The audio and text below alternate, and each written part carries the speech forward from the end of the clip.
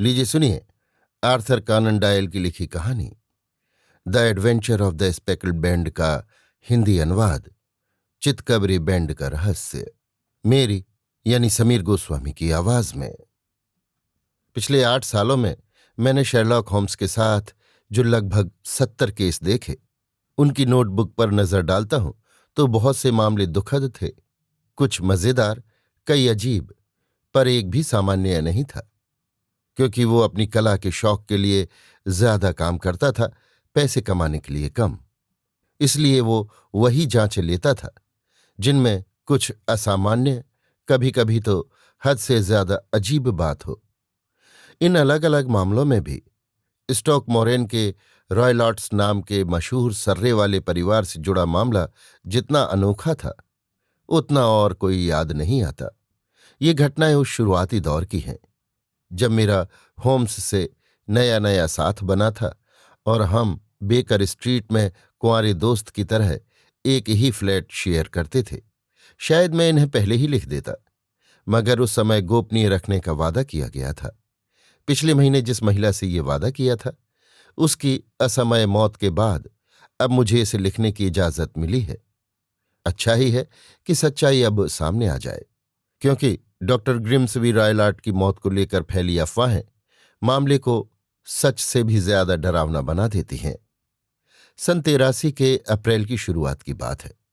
एक सुबह मेरी आंख खुली तो देखा शर्लॉक होम्स पूरी तरह कपड़े पहने मेरे बिस्तर के पास खड़ा है। वो आमतौर पर देर से उठता था और अलमारी पर रखी घड़ी में 7:15 ही हो रहे थे। तो मैं हैरान भी हुआ और थोड़ी सी झुंझलाहट भी हुई, क्योंकि मेरी आदतें काफी नियमित थीं। माफ करना वॉटसन, तुम्हें जगा दिया, उसने कहा, पर आज सबको जगाया जा रहा है। मिसेस हडसन को किसी ने जगाया, उन्होंने मुझे जगा दिया और मैंने तुम्हें। क्या बात है, कहीं आग वाग तो नहीं लगी? नहीं, एक क्लाइंट आई है। लगता है एक युवती बहुत घबराई हुई हालत में पहुंची है और मुझसे मिलने की जिद कर रही है। वो अभी ड्राइंग रूम में इंतजार कर रही है। सुबह के इस वक्त अगर कोई युवती शहर में भटकती हुई लोगों को बिस्तर से उठा दे तो समझ लो बात बहुत ही जरूरी है। अगर केस दिलचस्प निकला तो तुम शुरू से साथ रहना चाहोगे। सोचा तुम्हें भी मौका दे दूं। मेरे प्यारे दोस्त, इसे किसी भी कीमत पर मिस नहीं करूंगा। होम्स के प्रोफेशनल केसों के साथ रहकर उसकी तेज, लगभग सहज सी लगने वाली पर पक्के तर्क पर खड़ी निष्कर्ष क्षमता देखना मुझे बहुत अच्छा लगता था। मैं फौरन कपड़े पहनकर कुछ ही मिनटों में उसके साथ ड्राइंग रूम की ओर चल दिया। खिड़की के पास काले कपड़ों में गहरा घूंघट किए एक महिला बैठी थी, जो हमारे अंदर आते ही उठ खड़ी हुई। शुभ प्रभात मैडम, होम्स ने हंसमुख लहजे में कहा। मैं शर्लॉक होम्स हूं। ये मेरे बहुत नजदीकी दोस्त और सहयोगी डॉक्टर वॉटसन हैं। आप इनसे वैसे ही खुलकर बात कर सकती हैं जैसे मुझसे। अच्छा लगा कि मिसेज हडसन ने समझदारी दिखाकर आग जला दी है। जरा पास आकर बैठिए, मैं आपके लिए गर्म कॉफी मंगवाता हूं। आप कांप रही हैं, ये दिख रहा है। ठंड से नहीं कांप रही, महिला ने धीमी आवाज में कहा, और होम्स के कहने पर अपनी सीट बदल ली। तो फिर किस वजह से? डर से मिस्टर होम्स, खौफ से। ये कहकर उसने घूंघट उठा दिया। अब साफ दिख रहा था कि वो सचमुच बुरी तरह घबराई हुई है। चेहरा पीला और थका हुआ, आंखें डरी डरी और भटकी सी, जैसे किसी शिकार बने जानवर की। नक्शोकायिका से वो करीब 30 साल की लग रही थी, मगर बालों में समय से पहले सफेदी झलक रही थी और चेहरे पर थकान व तकलीफ साफ दिख रही थी। शर्लॉक होम्स ने उसे अपनी तेज, सब कुछ समेट लेने वाली नजर से देखा। घबराइए मत, वो नरम स्वर में बोला, थोड़ा झुककर उसके हाथ के नीचे वाले हिस्से पर हल्की थपकी देते हुए। सब कुछ जल्द ठीक हो जाएगा, इसमें जरा भी शक नहीं। आप आज सुबह ट्रेन से आई हैं, ये दिख रहा है। तो आप मुझे पहचानते हैं? नहीं, पर मैंने देखा कि तुम्हारे बाएं हाथ के दस्ताने की हथेली में वापसी टिकट का आधा हिस्सा है। तुम सुबह बहुत जल्दी निकली थीं और स्टेशन पहुंचने से पहले कच्ची कीचड़ भरी सड़कों पर डॉक कार्ट से अच्छी खासी सवारी करके आई हो। ये सुनकर उस औरत का शरीर झटके से कांप उठा और वो हैरानी से मेरे दोस्त को देखने लगी। इसमें कोई रहस्य नहीं है मैडम, वो मुस्कुराकर बोला। आपकी जैकेट के बाएं बाजू पर ठीक 7 जगह कीचड़ के छींटे पड़े हैं। निशान बिल्कुल ताजे हैं। इस तरह कीचड़ सिर्फ डॉग कार्ट ही उछालती है, और वो भी तब जब आप ड्राइवर के बाईं तरफ बैठी हो। कारण जो भी हो, आप बिल्कुल सही कह रहे हैं। उसने कहा। मैं घर से 6 बजे से पहले निकली, 20 मिनट पर लेदरहेड पहुंची और वाटरलू के लिए पहली ट्रेन से आ गई। साहब, मैं अब ये दबाव और नहीं सह सकती। अगर ऐसा ही चला तो मैं पागल हो जाऊंगी। मेरे पास मदद के लिए कोई नहीं, बस एक है जो मेरी परवाह करता है, पर बेचारा वो भी ज्यादा मदद नहीं कर सकता। मैंने आपके बारे में सुना है मिस्टर होम्स, मिसेज फेरेंटॉश से सुना, जिनकी मुश्किल घड़ी में आपने मदद की थी। उनका ही दिया आपका पता लेकर आई हूं। ओ साहब, क्या आप मेरी भी मदद नहीं कर सकते? कम से कम इस घने अंधेरे में थोड़ी सी रोशनी तो दिखा दीजिए, जो मुझे चारों ओर से घेर रहा है। अभी तो आपके काम का बदला देना मेरे बस में नहीं, पर 1 महीने या 1.5 महीने में मेरी शादी होने वाली है, और तब मेरी आमदनी मेरे नियंत्रण में होगी।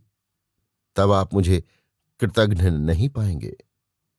होम्स अपनी मेज की ओर गया, ताला खोला और एक छोटा सा केस बुक निकाला। उसे देखा। फेरेंटॉश, वो बोला। हाँ, वो केस याद है, उसमें ओपल वाला ताज था। वाटसन, शायद ये तुम्हारे साथ से पहले का है। मैडम, इतना कह सकता हूं कि आपके केस पर भी वही ध्यान दूंगा जो आपकी दोस्त के केस पर दिया था। इनाम की बात रही तो मेरा पेशा ही मेरा इनाम है। हाँ, जो खर्चा होगा उसे आप अपनी सुविधा के समय चुका सकती हैं। अब आप कृपया हमें सब कुछ साफ साफ बताइए, जो हमारी राय बनाने में काम आए। हाय, हमारी मेहमान बोली। मेरी सबसे बड़ी मुश्किल यही है कि मेरा डर बहुत धुंधला सा है, और मेरे शक बहुत छोटी छोटी बातों पर टिके हैं, जो किसी और को मामूली लग सकती हैं। इसी वजह से जिसे सबसे पहले मेरी मदद करनी चाहिए, वही मेरी बातों को एक घबराई हुई औरत की कल्पनाएं समझता है। वो कहता नहीं, पर उसके ढांढस बंधाने वाले जवाबों और नजरें चुराने से मैं समझ जाती हूं। पर मैंने सुना है मिस्टर होम्स, कि आप इंसानी दिल की बुराइयों को गहराई से समझ लेते हैं। शायद आप बता दें कि इन खतरों के बीच मुझे कैसे चलना चाहिए, जो मुझे चारों तरफ से घेरे हैं। मैं पूरी तरह सुन रहा हूं मैडम। मेरा नाम हेलेन स्टोनर है, और मैं अपने सौतेले पिता के साथ रहती हूं। वे इंग्लैंड के बहुत पुराने सैक्सन परिवार स्टॉकमोरेन के रॉयल आर्ट के आखिरी जिंदा सदस्य हैं, जो सर्रे के पश्चिमी किनारे पर है। होम्स ने सिर हिलाया। ये नाम मेरे लिए जाना पहचाना है। वो बोला। एक समय हमारा परिवार इंग्लैंड के सबसे अमीर परिवारों में था। हमारी जायदाद उत्तर में बर्कशायर और पश्चिम में हैम्पशायर तक फैली हुई थी। लेकिन पिछली सदी में लगातार 4 वारिस बेफिक्र और फिजूल खर्च निकले, और रीजेंसी के समय एक जुएबाज ने परिवार की हालत और बिगाड़ दी। आखिर में बस कुछ एकड़ जमीन और लगभग 200 साल पुराना घर ही बचा, वो भी भारी कर्ज में दबा हुआ था। आखिरी मालिक ने वहीं बहुत बुरी हालत में, एक तरह से रईस गरीब की तरह, अपनी जिंदगी घसीट कर काटी। लेकिन उनका एकमात्र बेटा, यानी मेरे सौतेले पिता ने हालात समझकर एक रिश्तेदार से पैसे उधार लिए, डॉक्टरी की पढ़ाई की और कलकत्ता चले गए। वहां अपनी काबिलियत और सख्त मिजाज से उन्होंने बड़ी अच्छी प्रैक्टिस बना ली। लेकिन एक बार घर में चोरी वोरी की वजह से गुस्से में उन्होंने अपने देसी बटलर को पीट पीट कर मार डाला, और फांसी की सजा से बाल बाल बचे। इसके बाद उन्हें कई साल जेल हुई, और फिर वो इंग्लैंड लौटे, कड़वे, चिड़चिड़े और हताश आदमी बनकर। जब डॉक्टर रॉयल हार्ट इंडिया में थे, तब उनकी शादी मेरी मां मिसेज स्टोनर से हुई, जो बंगाल आर्टिलरी के मेजर जनरल स्टोनर की जवान विधवा थी। मेरी बहन जूलिया और मैं जुड़वा थी, और हमारी मां की दूसरी शादी के समय हम सिर्फ 2 साल की थीं। माँ के पास अच्छी खासी आय थी, कम से कम 1,000 पाउंड सालाना, जिसे उन्होंने हमारे उनके साथ रहने तक पूरी तरह डॉक्टर रायलॉट के नाम कर दिया था और शर्त रखी थी कि हमारी शादी होने पर हम दोनों को हर साल एक तय रकम मिलेगी। इंग्लैंड लौटने के थोड़े समय बाद ही माँ की मौत हो गई, 8 साल पहले क्रू के पास रेल हादसे में। फिर डॉक्टर रॉयलॉट ने लंदन में प्रैक्टिस जमाने की कोशिश छोड़ दी और हमें लेकर स्टोक मॉरेन के पुराने पुश्तैनी घर में रहने लगे। माँ के छोड़े पैसे हमारी जरूरतों के लिए काफी थे और हमारी खुशियों के रास्ते में कोई रोक टोक दिखती नहीं थी।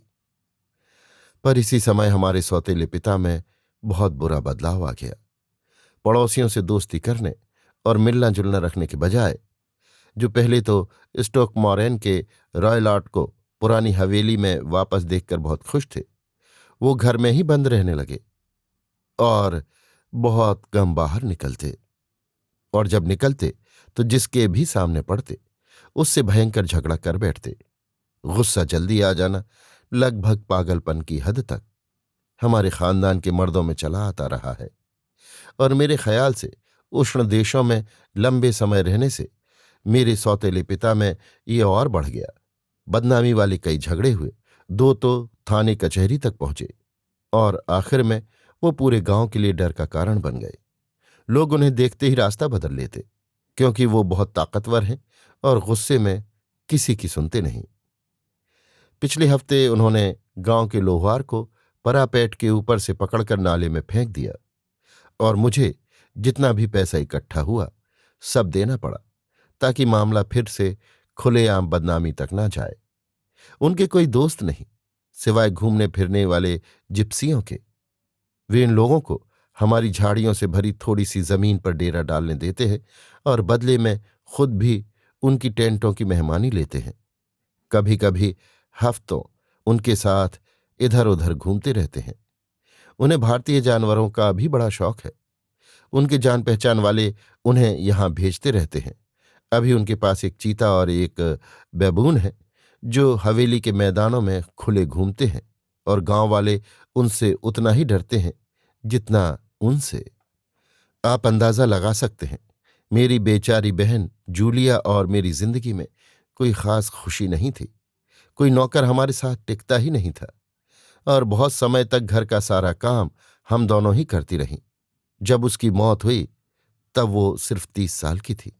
फिर भी उसके बाल सफेद होने लगे थे, जैसे मेरे हैं। तो आपकी बहन की मौत हो चुकी है? वो ठीक 2 साल पहले मर गई, और मैं उसी की मौत के बारे में आपसे बात करना चाहती हूं। जैसा कि आप समझ सकते हैं, ऐसी जिंदगी में हमारे हम उम्र या हमारे दर्जे के लोगों से मिलना जुलना बहुत मुश्किल था। हाँ, हमारी एक मौसी थी, माँ की बहन, मिस होनोरिया वेस्टफेल, जो हैरो के पास रहती हैं। हमें कभी कभी उनके घर थोड़े दिन रहने की इजाजत मिल जाती थी। जूलिया 2 साल पहले क्रिसमस पर वहीं गई थी और वहां एक रिटायर्ड से मेजर यानी मरीन्स से मिली, जिनसे उसकी सगाई हो गई। मेरी बहन जब लौटी तो मेरे सौतेले पिता को सगाई के बारे में पता चला, और उन्होंने शादी पर कोई ऐतराज नहीं किया। लेकिन शादी की तय तारीख से 15 दिन पहले वो भयानक घटना हो गई, जिसने मुझसे मेरी इकलौती साथी को छीन लिया। शर्लॉक होम्स कुर्सी पर टिककर आंखें बंद किए सिर कुशन में धंसाए बैठा था। अब उसने आधी पलकों से आंखें खोली और मेहमान की तरफ देखा। कृपया बातें बिल्कुल साफ साफ और ठीक ठीक बताइए, उसने कहा। मेरे लिए ऐसा करना आसान है, क्योंकि उस डरावने समय की हर बात मेरी याद में गहरे अंकित है। हवेली बहुत पुरानी है, जैसा मैं पहले कह चुकी हूं, और अब सिर्फ एक ही हिस्सा आबाद है।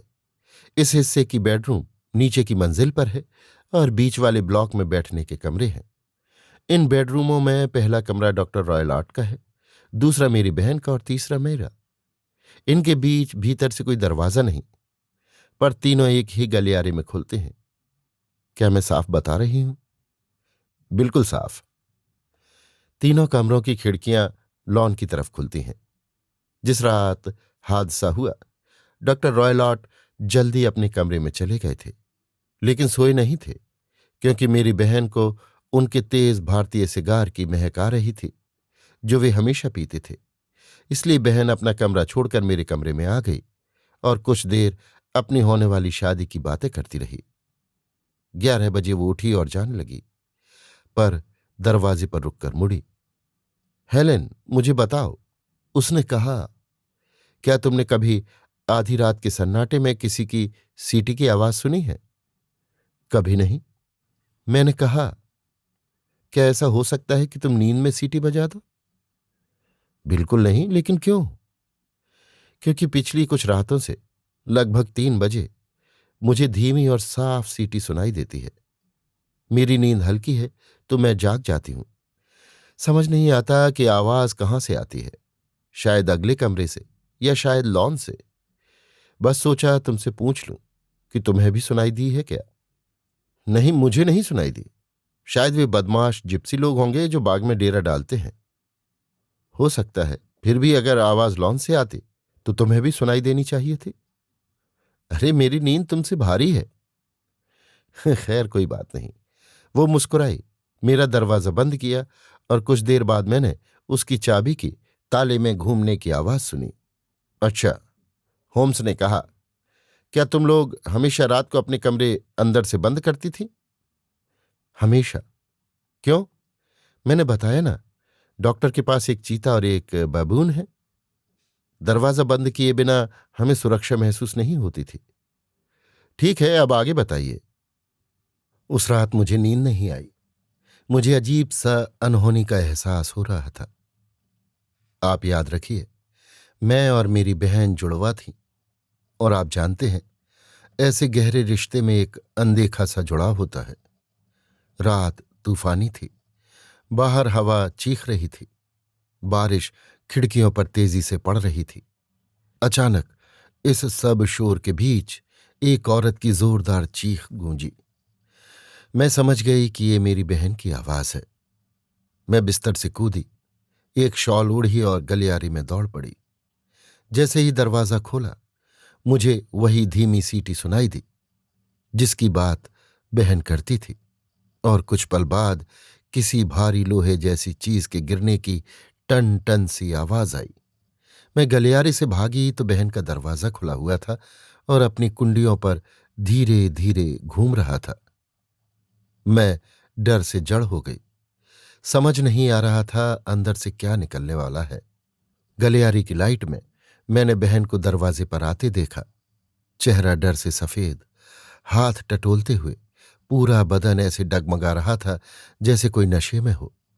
मैं भागकर उसे थामने गई, लेकिन उसी पल उसके घुटने कांप कर जवाब दे गए और वो गिर पड़ी। वो ऐसे तड़प रही थी जैसे बहुत भयानक दर्द हो। हाथ पैर बुरी तरह ऐंठ रहे थे। पहले तो लगा उसने मुझे पहचाना नहीं, लेकिन जैसे ही मैं झुकी, वो अचानक चिल्लाई, हे भगवान, हेलेन, वही बैंड, स्पेकल्ड बैंड। वो कुछ और भी कहना चाहती थी। उसने हवा में उंगली मारकर डॉक्टर के कमरे की दिशा की तरफ इशारा किया, मगर तभी एक और झटका आया और उसकी बात रुक गई। मैं बाहर भागी और जोर जोर से अपने सौतेले पिता को पुकारा। वे गाउन पहने अपने कमरे से भागते हुए आए। जब वे बहन के पास पहुंचे, वो बेहोश थी। उन्होंने उसके मुंह में ब्रांडी डाली और गांव से डॉक्टर बुलवाया, पर सब बेकार गया। वो धीरे धीरे कमजोर पड़ती गई और बिना होश में आए मर गई। यही मेरी प्यारी बहन का भयानक अंत था। एक बात, होम्स बोला, क्या तुम्हें उस सीटी और धातु जैसी आवाज का पूरा यकीन है? क्या तुम कसम खाकर कह सकती हो? जिले के कोरोनर ने भी जांच में यही पूछा था। मुझे पूरा यकीन है कि मैंने सुना था, पर तूफान के शोर और पुराने घर की चरमराहट में शायद मैं धोखा खा गई हूं। यह भी मुमकिन है। क्या तुम्हारी बहन कपड़े पहने थी? नहीं, वो नाइटी में थी। उसके दाएं हाथ में जली हुई माचिस का छोटा सा टुकड़ा मिला और बाएं हाथ में माचिस की डिब्बी। यानी उसने माचिस जलाई, कमरे में देखा भाला। ये अहम बात है। कॉरोनर ने क्या नतीजा निकाला? उसने बहुत ध्यान से जांच की, क्योंकि डॉक्टर रॉयलाट के बारे में जिले में पहले से बदनामियां थीं। पर मौत का कोई ठोस कारण नहीं मिला। मेरे बयान से साबित हुआ कि दरवाज़ा अंदर से बंद था। खिड़कियों पर पुराने ढंग के मोटे शटर थे, जिन पर चौड़ी लोहे की सलाखें लगी रहती थीं और हर रात उन्हें कसकर बंद कर दिया जाता था। दीवारों को ठोक बजाकर देखा गया, चारों तरफ ठोस थी। फर्श भी पूरी तरह जांचा गया, उसी नतीजे के साथ। चिमनी चौड़ी है, लेकिन उसमें 4 बड़े लोहे के कंडे लगे हुए हैं। यानी मेरी बहन जब मरी तब वो कमरे में बिल्कुल अकेली थी। उसके शरीर पर किसी मार पीट का कोई निशान नहीं था। जहर का क्या? डॉक्टरों ने जांच की थी, पर कुछ नहीं मिला। तो तुम्हारे हिसाब से वो किस वजह से मरी? मुझे लगता है वो डर और घबराहट के तेज झटके से मरी। लेकिन वो क्या था जिसने उसे इतना डराया, ये मैं समझ नहीं पाती। क्या उस समय बाग में जिप्सी लोग थे? हाँ, वहां लगभग हमेशा कुछ न कुछ रहते हैं। अच्छा, और तुम्हें बैंड स्पेकल बैंड वाली बात से क्या लगा? कभी कभी लगता है ये उसकी घबराई हुई बेहोशी सी हालत की बेमतलब बात थी। कभी लगता है किन्हीं लोगों के गिरोह की ओर इशारा था। शायद वही जिप्सी। पता नहीं, उनके धब्बेदार रूमाल जो वे सिर पर बांधते हैं, वही शब्द उसके मन में आया हो। होम्स ने ऐसे सिर हिलाया जैसे वो जवाबों से अभी भी संतुष्ट न हो। ये मामला बहुत पेचीदा है, उसने कहा। कृपया अपनी कहानी आगे बढ़ाइए। उस बात को अब 2 साल हो चुके हैं और तब से मेरी जिंदगी पहले से भी ज्यादा अकेली रही है। 1 महीने पहले कई सालों से जानने वाले एक प्रिय दोस्त ने मुझसे शादी के लिए पूछा। उसका नाम आर्मिटेज है, पर्सी आर्मिटेज, रीडिंग के पास क्रैन वाटर वाले मिस्टर आर्मिटेज का दूसरा बेटा। मेरे सौतेले पिता ने इस रिश्ते पर कोई आपत्ति नहीं की और हमारी शादी बसंत के दिनों में होने वाली है। 2 दिन पहले इमारत के पश्चिमी हिस्से में मरम्मत शुरू हुई और मेरे बेडरूम की दीवार में छेद हो गया। इसलिए मुझे वही कमरा लेना पड़ा जिसमें मेरी बहन मरी थी और उसी बिस्तर पर सोना पड़ा जिसमें वो सोती थी। सोचिए, मेरा डर कैसा बढ़ गया जब कल रात जागते हुए उसकी डरावनी मौत के बारे में सोच रही थी कि अचानक रात की खामोशी में वही धीमी सीटी सुनाई दी जो उसकी मौत से पहले सुना करती थी। मैं तुरंत उठी और लैंप जला दिया, लेकिन कमरे में कुछ दिखा नहीं। फिर भी मैं इतनी सहम गई थी कि दोबारा बिस्तर पर नहीं जा सकी। इसलिए कपड़े पहन लिए और जैसे ही उजाला हुआ नीचे उतरी, सामने वाली क्राउन इन से डॉग कार्ट ली और लेदर हेड चली गई। वहीं से आज सुबह यहां पहुंची हूं, सिर्फ आपसे मिलकर सलाह लेने के लिए। आपने ठीक किया, मेरे दोस्त ने कहा। लेकिन क्या आपने मुझे सब कुछ बता दिया? हाँ, सब कुछ। मिस रॉयलट, नहीं, आप अपने सौतेले पिता को बचा रही हैं। क्यों? क्या मतलब? जवाब में होम्स ने हमारी मेहमान की घुटने पर रखे हाथ के काले फीते की झब्बी को पीछे किया। सफेद कलाई पर 5 नीले से धब्बे थे, 4 उंगलियों और 1 अंगूठे के निशान। आपके साथ बुरा बर्ताव हुआ है, होम्स ने कहा। औरत का चेहरा सुर्ख हो गया और उसने अपनी चोट लगी कलाई ढक ली। वो सख्त मिजाज का आदमी है, उसने कहा, और शायद उसे अपनी ताकत का अंदाजा नहीं। कुछ देर चुप्पी रही। होम्स ने ठुड्डी को दोनों हाथों पर टिकाया और चटकती आग में घूरता रहा। मामला बहुत गहरा है, वो आखिर बोला। फैसला करने से पहले 1000 बातें साफ करनी होंगी। फिर भी हमारे पास वक्त नहीं है।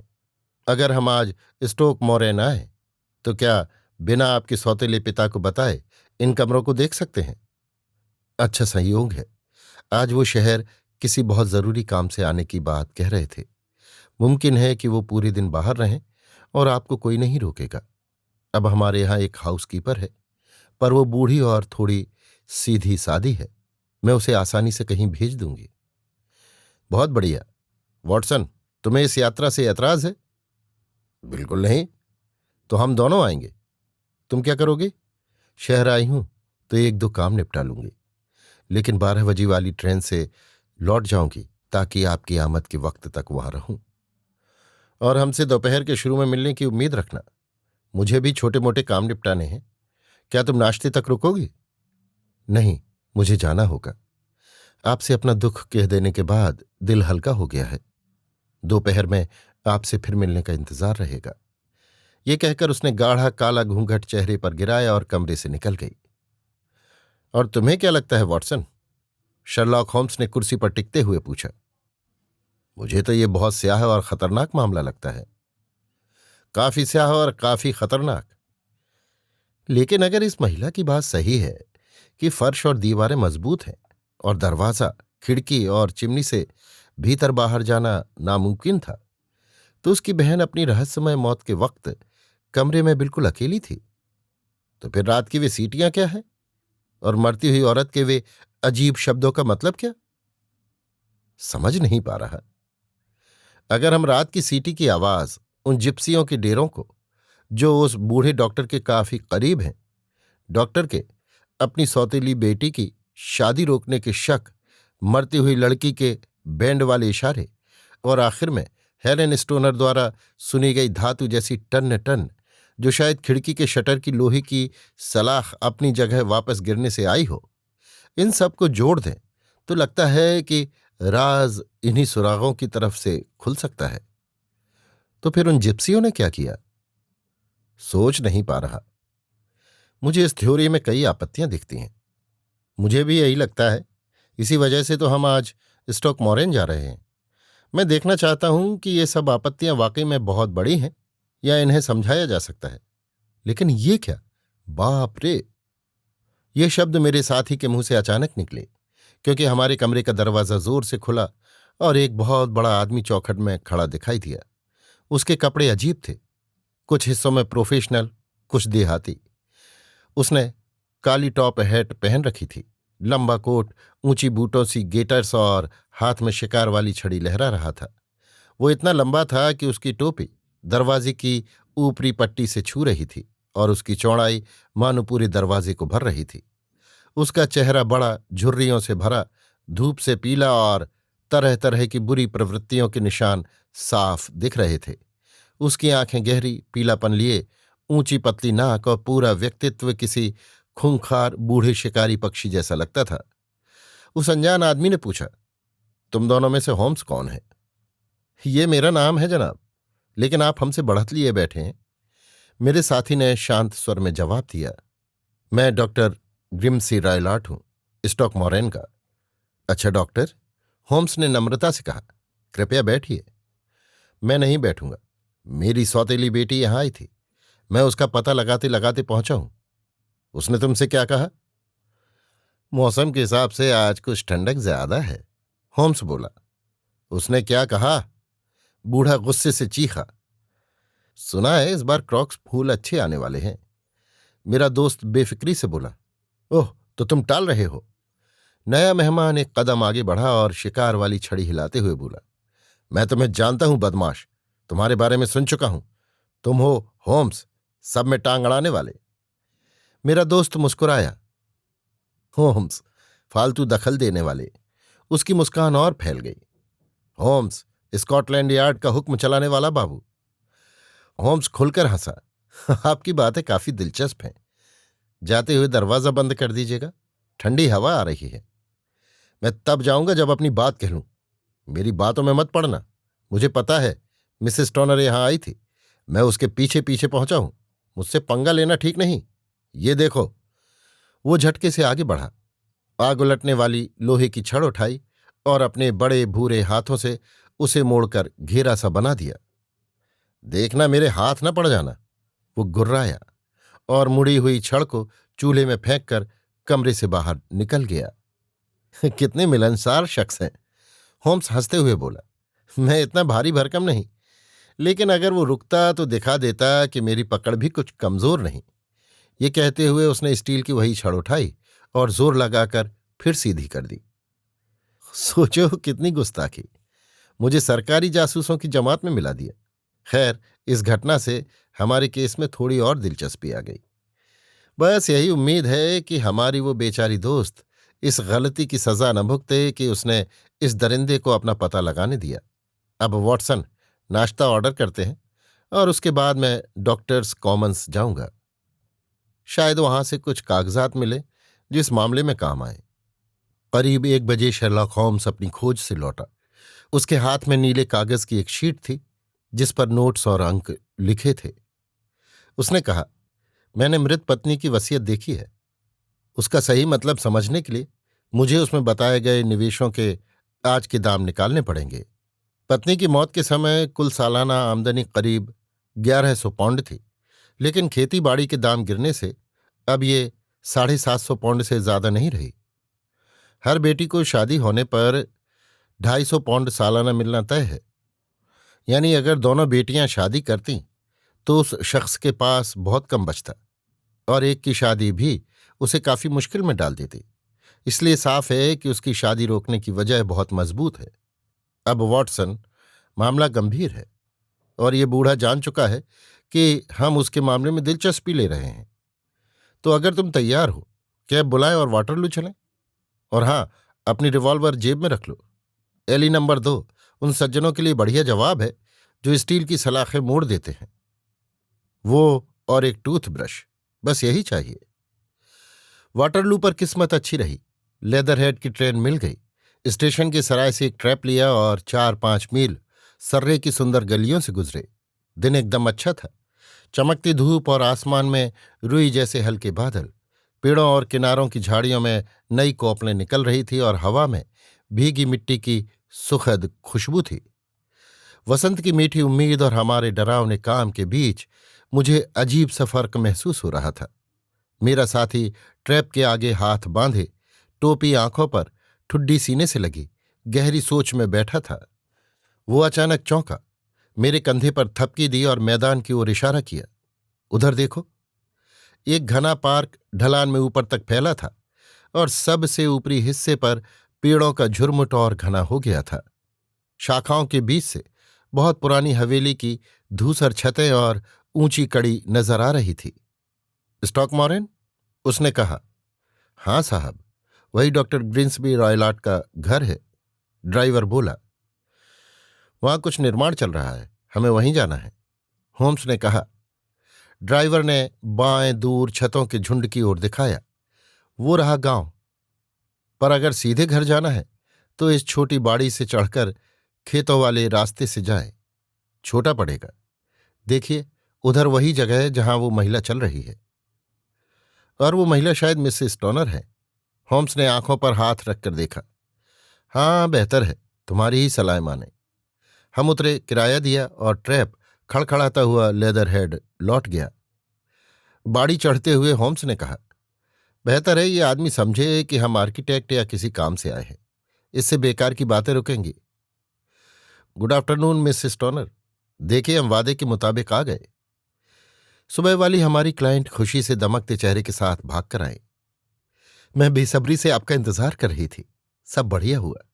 डॉक्टर रॉयलॉट शहर गए हैं और शाम से पहले लौटना मुश्किल है। हमारी उनसे जान पहचान भी हो गई है। होम्स ने संक्षेप में हाल बता दिया। सुनते सुनते मिसेस टॉनर के होठों का रंग उड़ गया। हे भगवान, तो वो मेरे पीछे आया था। लगता तो यही है, होम्स बोला। वो इतना चालाक है कि मुझे कभी समझ नहीं आता कि मैं उससे कब सुरक्षित हूं। वो लौटकर क्या कहेगा? उसे खुद संभलना होगा। हो सकता है अब उसके पीछे उससे भी ज्यादा चालाक कोई हो। आज रात आप खुद को उससे बंद करके रखें। अगर वो हिंसक हुआ तो हम आपको आपकी मौसी हैरो के पास ले जाएंगे। अब समय का सही इस्तेमाल करें। हमें तुरंत वे कमरे दिखाइए जिन्हें देखना है। इमारत धूसर काई लगी पत्थरों की थी। बीच में ऊंचा हिस्सा और दोनों ओर के पंखड़े के जैसे मुड़े हुए 2 विंग, जैसे केकड़े के पंजे। एक विंग में खिड़कियां टूटी थीं और तख्तों से जड़ी। छत भी जगह जगह धंसी, उजड़े हालात। बीच का हिस्सा थोड़ा ही बेहतर था, लेकिन दाहिना ब्लॉक अपेक्षाकृत नया। खिड़कियों पर पर्दे और चिमनियों से नीला धुआं, यही आबाद हिस्सा था।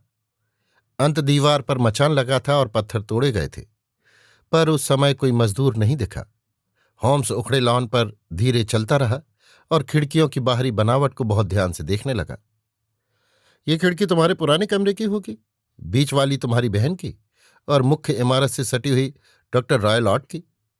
बिल्कुल, पर अब मैं बीच वाले में सोती हूं, जब तक मरम्मत चल रही है। समझ गया। वैसे उस दीवार को तो किसी खास मरम्मत की जरूरत नहीं लगती। थी ही नहीं।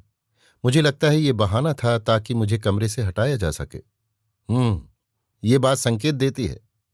इस पतले विंग के दूसरी तरफ वो गलियारा है जिसमें ये 3 कमरे खुलते हैं। उसमें खिड़कियां हैं ना? हैं, पर बहुत छोटी। उनसे कोई निकल नहीं सकता, क्योंकि आप दोनों रात को अपने कमरे अंदर से बंद करती थीं। उस तरफ से कोई आपके कमरों तक पहुंच ही नहीं सकता था। अब जरा मेहरबानी करके अपने कमरे में जाइए और खिड़की के शटर बंद करके अड़सा दीजिए। मिसेस टॉर्नर ने वैसा किया और होम्स ने खुले पल्ले से झांक कर बड़ी बारीकी से देखा। फिर हर तरीका आजमा कर भी शटर खोलने की कोशिश की, पर वो खुला ही नहीं। कोई ऐसी दरार भी नहीं थी जिसमें चाकू डालकर कुंडी उठाई जा सके। फिर उसने लेंस से कंगनियों को परखा। वे ठोस लोहे की थीं और पत्थर में पक्के तौर पर जुड़ी हुई थी। उसने ठुड्डी खुजलाई। मेरी धारणा में सचमुच मुश्किलें हैं। कुंडी लगी हो तो इन शटरों से कोई अंदर बाहर नहीं जा सकता। चलो अंदर से देखते हैं, शायद मामला साफ हो। एक छोटा साइड डोर सफेद पुते गलियारे में खुलता था, जिसमें तीनों बेडरूम खुलते थे। होम्स ने तीसरा कमरा देखने से मना किया और हम सीधा दूसरे कमरे में गए, वही जिसमें अब मिस स्टोनर सोती थी और जहां उनकी बहन की मौत हुई थी। कमरा घरेलू सा था। नीची छत, बड़ा सा खुला फायरप्लेस, एक कोने में भूरा दराज संदूक, दूसरे में पतला सफेद बिस्तर, खिड़की की बाईं तरफ ड्रेसिंग टेबल और 2 छोटी बेंत की कुर्सियां, बीच में चौकोर विल्टन कारपेट, चारों तरफ की लकड़ी की पट्टियां और फर्श के तख्त पुराने कीड़ों से खाए भूरे ओक के थे। इतने पुराने और बदरंग कि शायद घर बनने के समय के हों। होम्स ने एक कुर्सी को कोने में खींचा, चुप बैठ गया और आंखों से कमरे के हर कोने कोने को ऊपर नीचे तौला। ये घंटी की रस्सी कहाँ जाती है? उसने आखिर में पूछा, बिस्तर के पास लटकती मोटी रस्सी की तरफ इशारा करते हुए, जिसका गुच्छा तकिए पर ही पड़ा था। हाउसकीपर के कमरे में। ये बाकी चीजों से नई लग रही है। हाँ, इसे बस 2 साल पहले लगाया गया था। तुम्हारी बहन ने लगवाई? नहीं, मैंने तो उसे कभी इस्तेमाल करते नहीं सुना। हम अपनी जरूरतें खुद पूरी कर लेते थे। अजीब है, इतनी बढ़िया बेल पुल लगाना बेकार लगता है। माफ कीजिए, जरा फर्श देख लो। वो पेट के बल लेटकर लेंस से तख्तों की दरारें बारीकी से देखने लगा, फिर दीवार की लकड़ी की पट्टियों को देखा, फिर बिस्तर पर जाकर देर तक बिस्तर और दीवार पर नजर दौड़ाई। आखिर में उसने रस्सी पकड़ी और जोर से खींचा। अरे, ये तो नकली है। क्या ये बजेगी नहीं? नहीं, ये किसी तार से जुड़ी भी नहीं है। बहुत दिलचस्प। देखिए, ये ठीक उस हुक से बंधी है जो छोटे वेंटिलेटर के ठीक ऊपर है। कैसी बेवकूफी! मैंने कभी गौर नहीं किया। बहुत अजीब, बहुत अजीब। होम्स बुदबुदाया।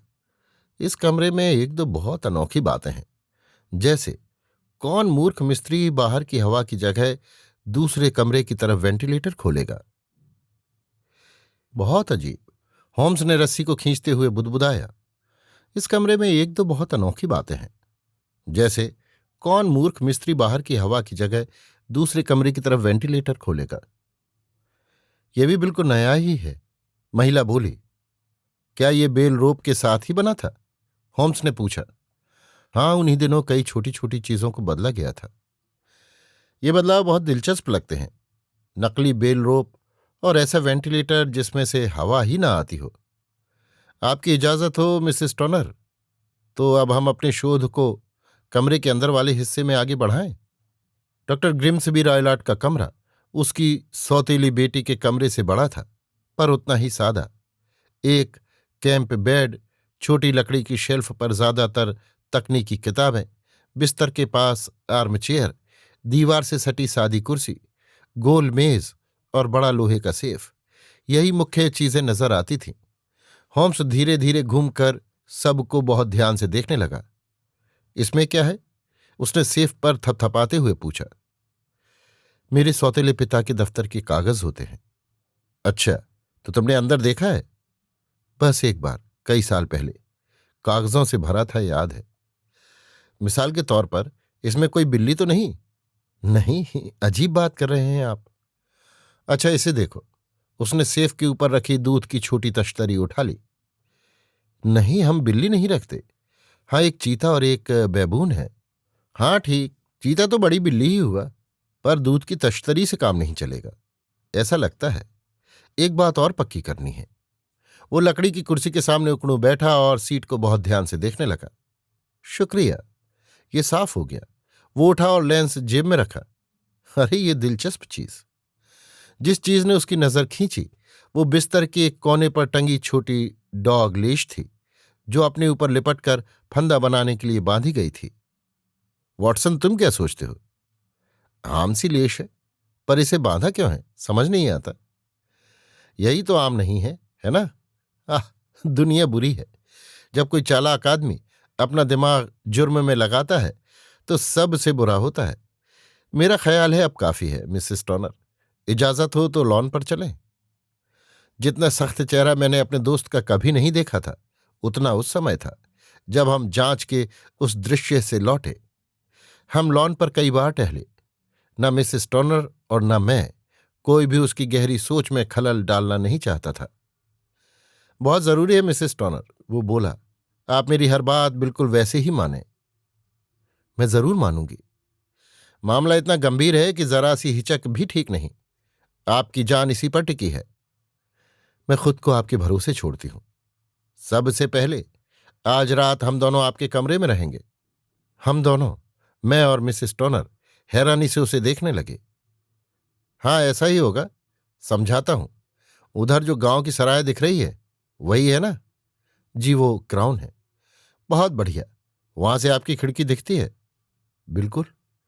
तो जब आपके सौतेले पिता लौटे, आप सिरदर्द का बहाना करके अपने कमरे में ही रहें, और जब रात को वो सोने जाएं तो खिड़की के शटर खोलें, हंस पे यानी अड़सा खोल दें, और हमारी निशानी के लिए अपना लैंप खिड़की पर रख दें।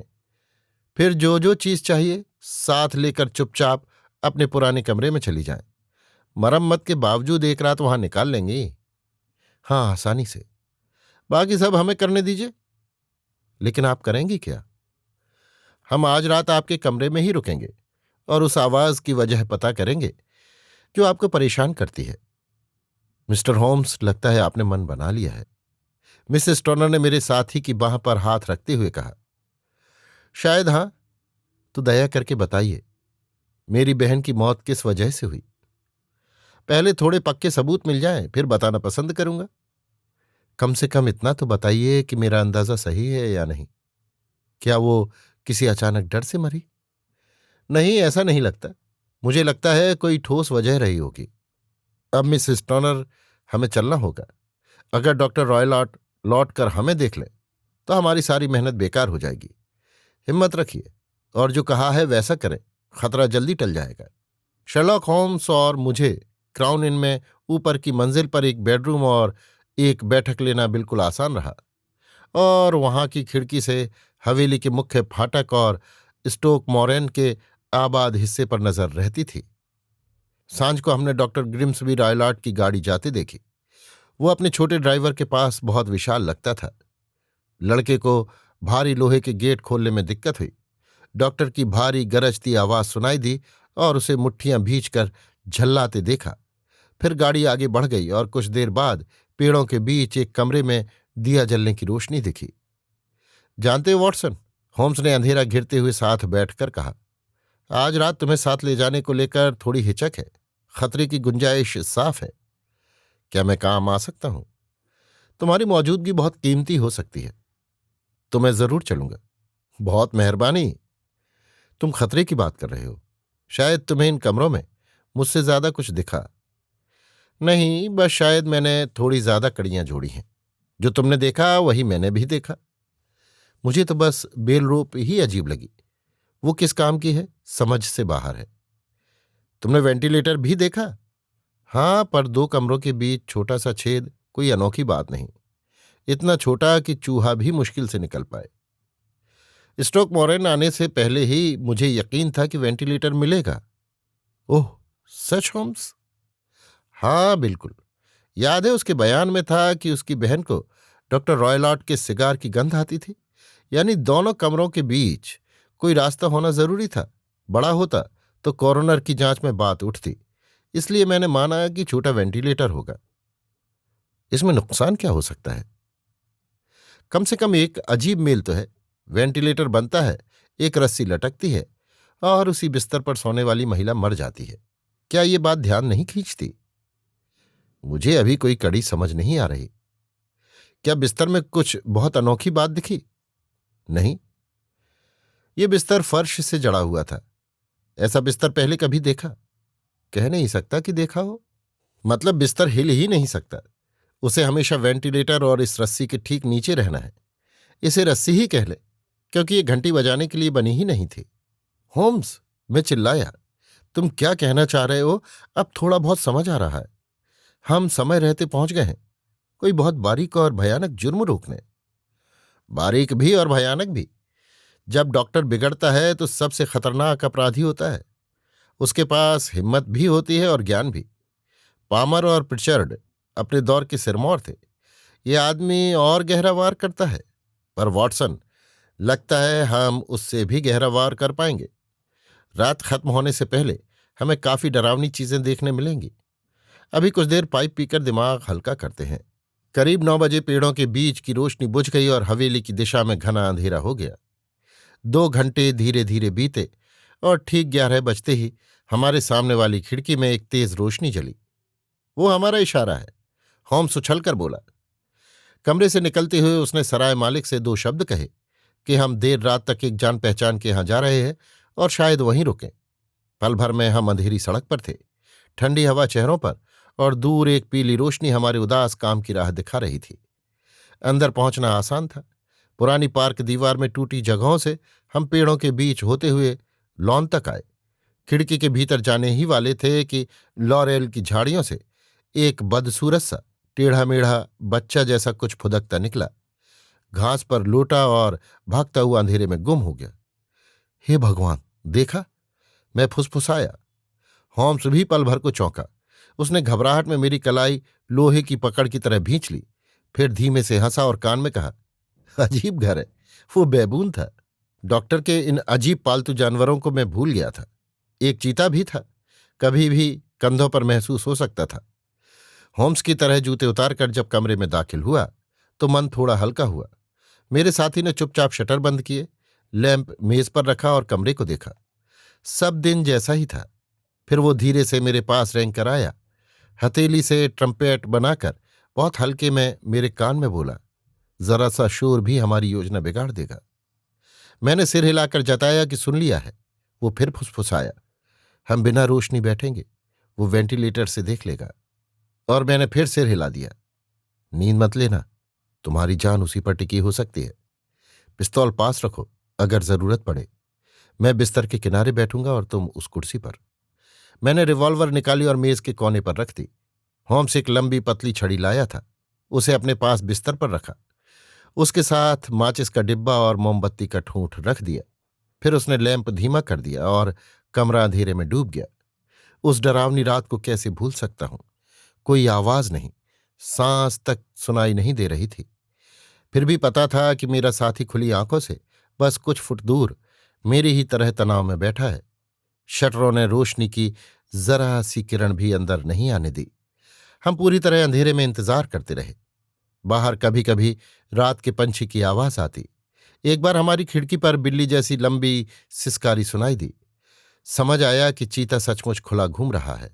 दूर कहीं चर्च की भारी घड़ी हर पौन घंटे पर बजती। वे पौन घंटे कितने लंबे लगे। 12 बजे, फिर 1, 2, 3, और हम चुपचाप बैठे रहे कि कुछ भी हो सकता है। अचानक वेंटिलेटर की तरफ क्षण भर के लिए हल्की रोशनी दिखी, फौरन गायब। पर तुरंत जले तेल और गर्म धातु की तेज गंध आने लगी। किसी ने बगल वाले कमरे में ढकी हुई लालटेन जलाई थी। हल्की सी खटर पटर हुई। फिर से सन्नाटा, लेकिन गंध और तेज हो गई। आधे घंटे तक मैं कान ताने बैठा रहा। फिर एक और आवाज सुनाई दी, बहुत हल्की, जैसे केतली से बारीक भाप लगातार निकलती हो। ये सुनते ही होम्स बिस्तर से कूदा, माचिस जलाई और छड़ी से बेल रस्सी पर जोर जोर से मारने लगा।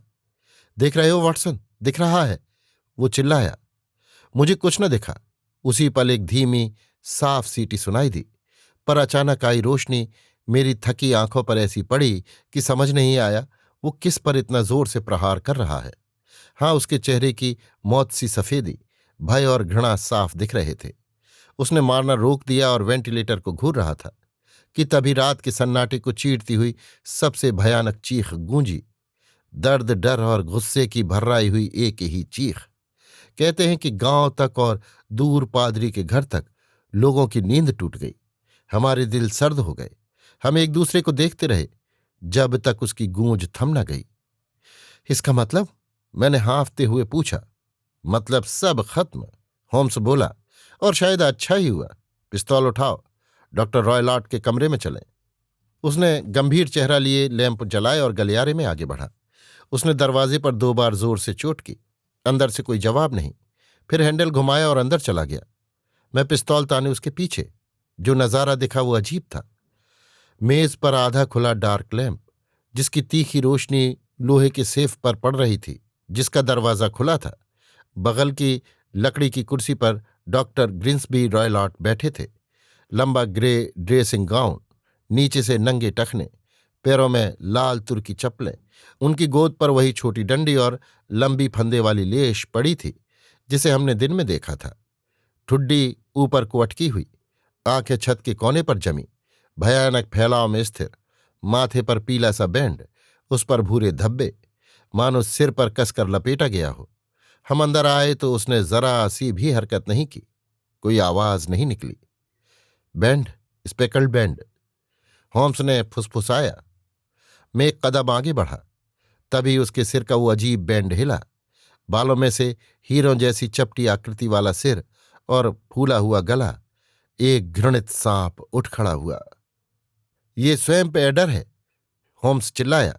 भारत का सबसे खतरनाक जहरीला सांप। डसते ही 10 सेकंड में मौत। सच में हिंसा हिंसक पर लौटती है और चालाक अपने ही गड्ढे में गिरता है। आओ, इसे इसकी मान में लौटाएं। फिर मिसेस टॉनर को सुरक्षित जगह ले चलें और काउंटी पुलिस को खबर दें।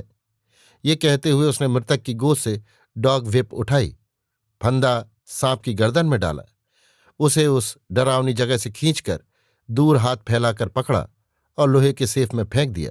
दरवाजा बंद कर दिया। यही है स्टॉक मॉरेन के डॉक्टर ग्रिम्सी रॉयलॉट की मौत का असली सच। ये कहानी पहले ही लंबी हो चुकी है, इसलिए बताने की जरूरत नहीं कि हमने डरी सहमी लड़की को खबर कैसे दी, सुबह की ट्रेन से उसे हैरो में उसकी अच्छी मौसी के पास कैसे पहुंचाया, और कैसे सरकारी जांच धीरे धीरे इस नतीजे पर पहुंची कि डॉक्टर एक खतरनाक पालतू से लापरवाही से खेलते हुए मारे गए। इस मामले के बारे में जो थोड़ा बहुत बाकी रह गया था वो अगली सुबह वापसी के रास्ते में शर्लॉक होम्स ने मुझे बता दिया। मैं पूरी तरह गलत नतीजे पर पहुंच गया था, होम्स ने कहा। जो दिखता है, प्रिय वाटसन, कि कम जानकारी से तर्क करना कितना खतरनाक है। जिप्सियों की मौजूदगी और उस बेचारी लड़की का बैंड कहना, जो उसने माचिस की रोशनी में जल्दी में देखी चीज के लिए कहा, मुझे गलत दिशा में ले गया। मेरा एक ही गुण रहा कि जैसे ही साफ हुआ कि कमरे में रहने वाले पर जो भी खतरा था वो न खिड़की से आ सकता था न दरवाजे से, मैंने तुरंत अपना अनुमान बदला। जैसा कि मैंने कहा, मेरा ध्यान फौरन वेंटिलेटर और बिस्तर पर उतरती बेल रस्सी की तरफ गया। जब पता चला कि रस्सी नकली है और बिस्तर फर्श से जड़ा है तो शक हुआ कि रस्सी उस छेद से आने जाने वाली किसी वस्तु के लिए पुल है। मेरे मन में तुरंत सांप का ख्याल आया, और जब इसे डॉक्टर के पास भारत से आए जीवों की जानकारी से जोड़ा तो लगा कि मैं सही राह पर हूं। ऐसा जहर जिसे रासायनिक जांच पकड़ न सके, ऐसा उपाय एक निर्दयी और पूर्वी तौर तरीकों से प्रशिक्षित दिमाग ही सोच सकता है। ऐसे जहर का तेज असर भी उसके लिए फायदे का था। 2 छोटे काले दांतों के निशान पहचानना किसी कॉरोनर के लिए आसान नहीं। फिर सोचा, सीटी क्यों? सुबह होने से पहले उसे सांप को वापस बुलाना होता था। शायद दूध से ट्रेन करके उसने उसे बुलावे पर लौटना सिखा दिया था। वो तय वक्त पर सांप को वेंटिलेटर से नीचे भेजता। जो रस्सी से फिसलकर बिस्तर पर आता। वो काटे या न काटे, हो सकता है कई रातें बच निकले, पर देर सवेर शिकार हो ही जाता। मैं ये सब उसके कमरे में घुसे बिना ही समझ चुका था। कुर्सी देखकर पता चला कि वो उस पर खड़े होकर वेंटिलेटर तक पहुंचता होगा। सेफ, दूध की तश्तरी और फंदेवाली लैश देखकर बाकी शक भी दूर हो गए। मिस स्टोनर ने जो धातु की टन सुनी, वो साफ उसके सेफ का दरवाजा जल्दी से बंद करने की आवाज थी। एक बार फैसला कर लिया तो तुम जानते हो कसौटी पर कसने के लिए मैंने क्या कदम उठाए। मुझे उस जीप की फुफकार सुनाई दी, जैसा तुम्हें भी, और मैंने तुरंत रोशनी जलाई और उस पर हमला किया। नतीजा ये हुआ कि वो वेंटिलेटर से लौट गया और फिर दूसरी तरफ अपने मालिक पर ही टूट पड़ा। मेरी छड़ी के कुछ वार उस पर पड़े तो उसका सांप वाला गुस्सा भड़क गया और उसने सामने दिखे पहले आदमी को काट लिया। इस तरह माना जाए तो डॉक्टर ग्रिम्सबी रॉयलॉट की मौत के लिए मैं अप्रत्यक्ष रूप से जिम्मेदार हूं।